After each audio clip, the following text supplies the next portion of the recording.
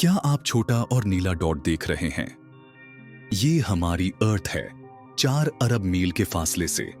ये हमारा प्लैनेट है, 7 अरब लोगों का आशियाना। ये कमाल की इमेज वॉयगर 1 से ली गई है, 14 फरवरी 1990 को स्पेसक्राफ्ट से ली गई। ये सबसे बेहतरीन फोटो थी। इसके कैमरा हमेशा के लिए बंद होने से पहले आज वॉयगर 1 स्पेस में सबसे ज्यादा दूरी तय करने वाला स्पेसक्राफ्ट है। ये लगभग 14 अरब मील की दूरी पर है। यहाँ तक कि सिग्नल्स को भी 21 घंटे लगेंगे। यहाँ तक आने में वॉयेजर 1 और इसका ट्विन वॉयगर 2 बाहरी प्लैनेट्स को स्टडी करने के लिए लॉन्च हुए थे। अपना पहला मिशन पूरा करने के बाद ये दोनों स्पेसक्राफ्ट्स अब इंटरस्टेलर स्पेस में जा चुके हैं। 44 साल पूरे कर लेने के बाद ये अब भी बिल्कुल ठीक हैं और डीप स्पेस नेटवर्क के थ्रू नासा से कनेक्टेड हैं। तो आज हम ट्रैवल करेंगे वॉयगर 1 के साथ और देखेंगे कि अर्थ से सबसे दूर जाने वाले स्पेसक्राफ्ट ने अपने बेमिसाल सफर के दौरान किया देखा। वॉयेजर 1 को 5 सितंबर 1977 में केप केनेरी फ्लोरिडा से लॉन्च किया गया। इसका रास्ता इसके ट्विन क्राफ्ट से छोटा और तेज था। हालांकि वॉयेजर 2 16 दिन पहले लॉन्च हुआ। दोनों प्रॉब्स प्लैनेटरी अलाइनमेंट का एडवांटेज उठाने के लिए लॉन्च किए गए, जो कि 180 सालों में एक बार ही होता है। इस अलाइनमेंट से ये चारों बड़े प्लैनेट्स जुपिटर, सैटर्न, नेपट्यून और यूरेनस को स्टडी कर पाते। वॉयगर 1 अपने ट्विन क्राफ्ट के लॉन्च होने के बाद भी वॉयेजर 2 से पहले एस्ट्रॉइड्स बेल्ट में जा पहुंचा और इसी तरह 15 दिसंबर 1977 में इस स्पेसक्राफ्ट ने कभी न खत्म होने वाले सफर का आगाज किया। सोलार सिस्टम को एक्सप्लोर करने के दौरान वॉयेजर 1 ने 4 खूबसूरत चैप्टर्स को ऑब्जर्व किया और इस सफर का आगाज इसने सोलर सिस्टम के सबसे बड़े प्लैनेट जुपिटर से किया। वॉयेजर 1 ने जिस रास्ते को अपनाया उससे सिर्फ 2 साल में ये जुपिटर प्लैनेट तक पहुंच गया। और इसी तरह जनवरी 1989 में वॉयेजर 1 ने पहली सेट ऑफ इमेजेस भेजना शुरू की। प्रॉब ने जो इमेजेस भेजे उससे ये गैसी प्लैनेट और भी खौफनाक लगता है। 31 जनवरी 1989 में इसके अलावा जो इसने देखा, वॉयेजर 1 ने इमेजेस कीना शुरू की। हर 96 सेकेंड्स में पूरे 100 घंटों तक इमेजेस लें। इसके कलर जनरेट करने के लिए इसने जुपिटर प्लैनेट के 10 रोटेशंस को ऑब्जर्व किया। इसके साथ साथ स्पेसक्राफ्ट ने जुपिटर के मून्स को भी स्टूफी किया, जिसमें से बहुत ही दिलक्ष चांद उजाज और पीके जर्द रंग का ऑरेंज शेड्स में दिखता हुआ, जिस पर 8 एक्टिव वॉल्केनोज इरप्ट होते हुए, जो कि स्पेस में अपना सारा मवाद छोड़ते दिखाई देते हैं। ये जियोलॉजिकली सोलर सिस्टम की मोस्ट एक्टिव बॉडी है। इसके अलावा प्रॉब ने जुपिटर के गिर्द एक बारीक लाइन को भी देखा। साथ में 2 नए चांद थीबे और मीटिस भी डिस्कवर किए। जुपिटर फैमिली को पूरी तरह स्टडी करने के बाद वॉयेजर 1 ने जुपिटर की कमाल की ग्रेविटी को यूज करते हुए अपने दूसरे चैप्टर को स्टडी करने के लिए रवाना हुआ।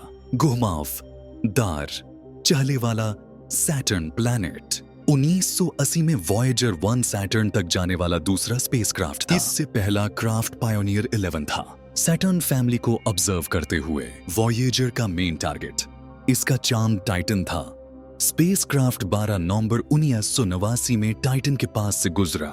सिर्फ 25 मील की दूरी से इमेजेस में इसका थिक एटमॉस्फेयर देखने को मिला, जिससे ये पूरी तरह छुपा हुआ है। वॉयेजर 1 ने जो डेटा भेजा उसके मुताबिक ये 90% नाइट्रोजन से बना है। डेटा के मुताबिक टाइटन अर्थ के बाद सोलर सिस्टम की पहली बॉडी है जिसके सरफेस पर लिक्विड पाया गया। सिर्फ यही नहीं, इसके और चांद मीमास, एनसेलेडस, थेथिस, डियोनी और रिया भी देखे। इसने सैटर्न के कमाल के सरफेस को स्टडी किया और इसके कमाल के रिंग को देखने पर उसके न्यू डिस्कवर्ड रिंग को जी लिस्ट में ऐड किया। स्पेसक्राफ्ट ने सैटर्न, इसके रिंग मून और इसके मैग्नेटिक फील्ड को स्टडी किया, जो सज से पहले कभी नहीं किया गया।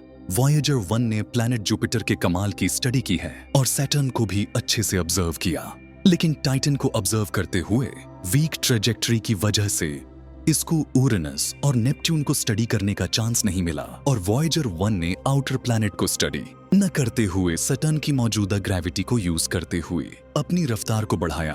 अपने सफर को तीसरे चैप्टर की तरफ रवाना होते हुए सोलर सिस्टम की हदों को पार करने के लिए चल पड़ा। पर यहां एक सरप्राइज देखने को मिलता है। जब वॉयेजर 1 को सोलर सिस्टम की हदें पार करने को निकला, कार्ल सेगन ने एक अजीब दरख्वास्त की। इसने स्पेसक्राफ्ट के कैमरास को अर्थ की तरफ पॉइंट करने का कहा। तो 4 बिलियन मील की दूरी से वॉयेजर के कैमरास बैकवर्ड पॉइंट कर दिए गए, जिस पर इस क्राफ्ट ने अपने पूरे मिशन को कैप्चर करना शुरू किया। वॉयेजर 1 ने सन की 60 इमेजेस कैप्चर की और प्लैनेट्स की भी तस्वीरें भेजें। साथ ही स्पेसक्राफ्ट ने सोलर सिस्टम की पोर्ट्रेट्स भी भेजें। इन सब तस्वीर की तादाद लगभग 67,000 के करीब है, जो कि दोनों ट्विन्स क्राफ्ट्स की टोटल इमेजेस काउंट है।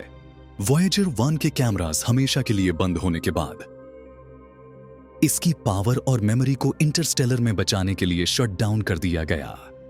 लेकिन 16 दिसंबर को वॉयेजर 1 ने स्ट्रॉन्ग मैग्नेटिक फील्ड डिटेक्ट की, जिसकी इंटेंसिटी 94 AU थी। ये एक इशारा था कि स्पेसक्राफ्ट टर्मिनेशन शॉक्स में पहुंच गया है, जहां सोलर विंड्स आहिस्ता हो जाने पर ज्यादा डेंस और गर्म हो जाती हैं। आखिरकार 25 दिसंबर 2012 को वॉयेजर 1 हीलियोस्फीयर पार करने वाला और इंटरस्टेलर स्पेस में पहुंचने वाला पहला स्पेसक्राफ्ट डिक्लेयर कर दिया गया, और यहां से इसका एक्चुअल सफर शुरू होता है।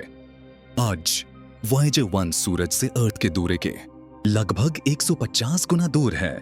इस दूरी से रेडियो ट्रांसमिशंस को भी लाइट की स्पीड से ट्रैवल करके हम तक पहुंचने के लिए 21 घंटे लगेंगे। लेकिन इस फासले से भी वॉयेजर 1 डेटा को ट्रांसमिट करता रहा। 2021 में ये स्पेसक्राफ्ट हेडलाइंस में रहा। इंटरस्टेलर स्पेस में प्लाज्मा वेव्स डिटेक्ट करने के लिए स्पेसक्राफ्ट ने अपनी सलाहियतों से बार बार हमें सरप्राइज किया है। यहां तक कि 14 बिलियन मील की दूरी से भी वॉयेजर 1 एक बार भी अपनी ड्यूटी से नहीं चूका। लेकिन हर गुजरते पल के साथ इसका फ्यूल कम होता जा रहा है, और 2020 के मिड्स में इसके किसी भी इंस्ट्रूमेंट में पावर नहीं रहेगी। और इसके साथ ही अपनी 50वें सालगिरह पर 2027 में अपनी कभी न खत्म होने वाली जर्नी से कुछ देर पहले वॉयेजर 1 हमें आखिरी सलाम देगा और सितारों के बीच में खो जाएगा।